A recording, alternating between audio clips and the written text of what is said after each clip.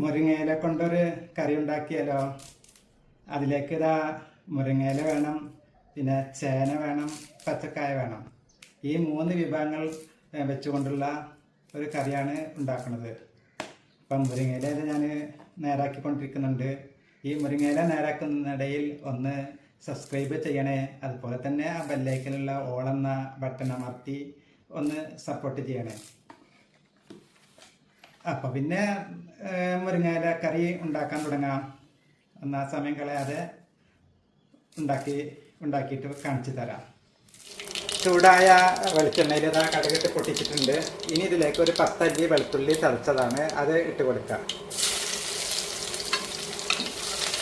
ഇത് നല്ലവണ്ണം ഒന്ന് ഇതിൽ വഴണ്ട് ഒന്ന് മൊരിഞ്ഞ പരുവത്തിൽ വരണം. ഇതാ വെളുത്തുള്ളി നല്ലവണ്ണം മൊരിഞ്ഞ് വന്നിട്ടുണ്ട്. ഇനി ഇതിലേക്ക് ഒരു ചെറിയ സവാള പൊടി പൊടിയായിട്ട് അരിഞ്ഞതാണ് അത് ഇട്ട് കൊടുത്തിട്ടുണ്ട്. അതുകൊണ്ട് പിന്നെ 2 പച്ചമുളക് നടുവ് കറിയതും ഇട്ട് കൊടുത്തിട്ടുണ്ട്. ഇത് നല്ലവണ്ണം വഴറ്റിയെടുക്കണം. സവാള വഴണ്ട് വരുന്നതിൻ്റെ ഇടയിൽ കുറച്ച് കറിവേപ്പില ഇട്ട് കൊടുക്കാം.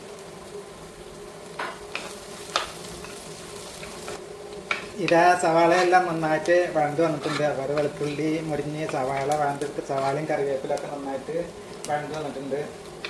ഇനി ഇതിലേക്ക് ഇതാ അരിഞ്ഞു വെച്ച പച്ചക്കായയും ചേനയും ഇട്ട് കൊടുക്കാം.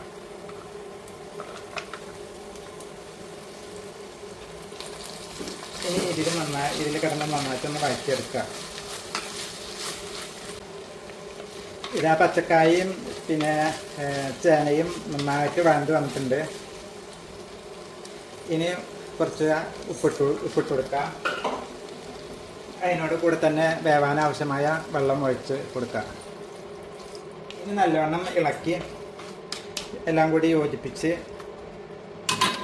മൂടി വെച്ച് വേവിച്ചെടുക്കുക.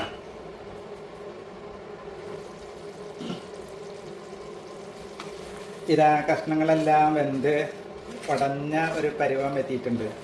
നല്ല വെന്ത് ഉടഞ്ഞിട്ടുണ്ട്. ഇപ്പോൾ ഇതിലേക്ക് മുരിങ്ങയില ഇട്ട് കൊടുക്കാം.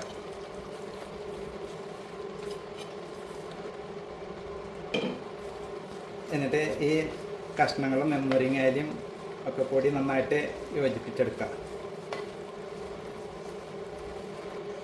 ഇതാ കഷ്ണങ്ങളും മുരിങ്ങയിലും ഒക്കെ നന്നായിട്ട് യോജിച്ച് വന്നിട്ടുണ്ട്. ഇനി ഇതിലേക്ക് കുറച്ച് കഞ്ഞിവെള്ളം ഒഴിച്ചു കൊടുക്കാം. ആവശ്യത്തിന് കഞ്ഞിവെള്ളം.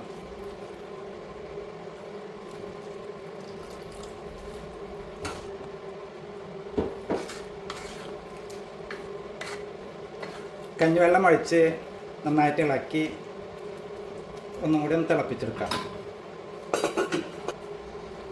കഞ്ഞിവെള്ളം ഒഴിച്ച് മുരിങ്ങയിലേക്ക് കഞ്ഞിവെള്ളം ഒഴിച്ച് നന്നായി തിളച്ച് വന്നിട്ടുണ്ട്. ഒക്കെ സെറ്റായി വന്നിട്ടുണ്ട്. കഷ്ണങ്ങളും മുരിങ്ങയിലയും ഒക്കെ സെറ്റായി വന്നിട്ടുണ്ട്. ഇനി ഇതിലേക്ക് കുറച്ച് വറ്റൽമുളക് ചതച്ചതാണ്, അതൊന്നിങ്ങനെ മേലെ ഒന്ന് തൂക്കിയിട്ട് കൊടുക്കുക. പിന്നെ കുറച്ച് കറിവേപ്പിലയും കൂടി വിതറി കൊടുക്കാം. എന്നിട്ട് തീ ഓഫ് ചെയ്ത് ഒരു അരമണിക്കൂർ ഇങ്ങനെ ഇരിക്കട്ടെ. അരമണിക്കൂർ കഴിഞ്ഞിട്ട് നമുക്ക് നോക്കാം എന്തായെന്ന്. അങ്ങനെ ഇതാ കറി അടച്ചു വെച്ചിട്ട് അരമണിക്കൂർ കഴിഞ്ഞ് ഇനി ഇതൊന്ന് തുറന്ന് നോക്കാം. നല്ല മണം വരുന്നുണ്ട്. ഇനി ഇതെല്ലാം കൂടിയിട്ട് ഒന്ന് ഇളക്കി യോജിപ്പിക്കാം.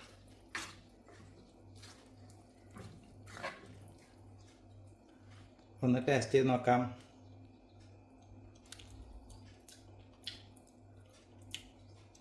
അടിപൊളിയാണ്, നല്ല രുചിയുണ്ട്. അപ്പം എല്ലാവരും ഒന്ന് ട്രൈ ചെയ്ത് നോക്കൂ. എന്നാൽ ഓക്കെ, ബായ്.